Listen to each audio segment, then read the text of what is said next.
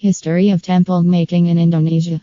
The word temple refers to various forms and functions of buildings, including for worship services, a center for religious instruction, a place to store the ashes of kings, a place of worship or a place of residence for gods, baths and gapura. Although its functions vary, in general the function of the temple cannot be separated from religious activities, especially Hinduism and Buddhism, in the past.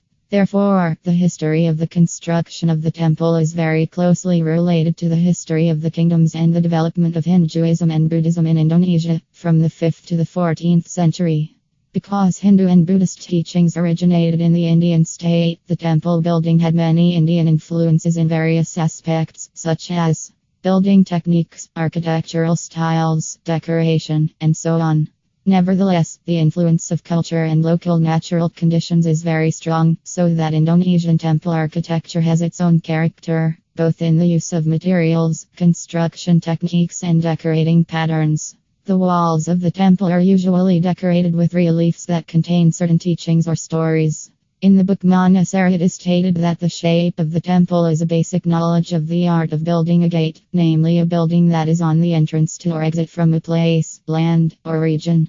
The gate itself can function as a regional boundary guide or as an exit door located on the wall of a certain building complex. The gate has an important function in a building complex, so that the gate also reflects the majesty of the building that is bounded.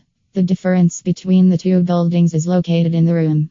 The temple has a closed room, while the room in the gate is a hallway that serves as an entrance and exit. Some religious books in India, such as Manasara and Sita Prakasa, contain the rules for making a gate that is held firmly by building artists in India.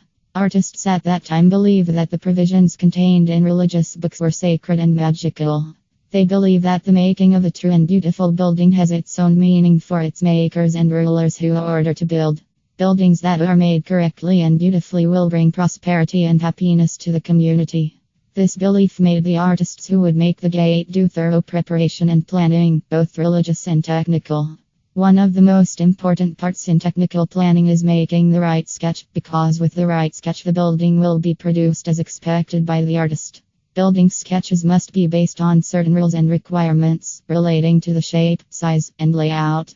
If in the construction of buildings there is a deviation from the provisions in the religious book, it will result in great misery for the creator and the surrounding community. That means that the provisions in the religious book cannot be changed at will. However, a culture, including building art, cannot be separated from the influence of the state of nature and local culture, as well as the influence of time. In addition, every artist has a different imagination and creativity.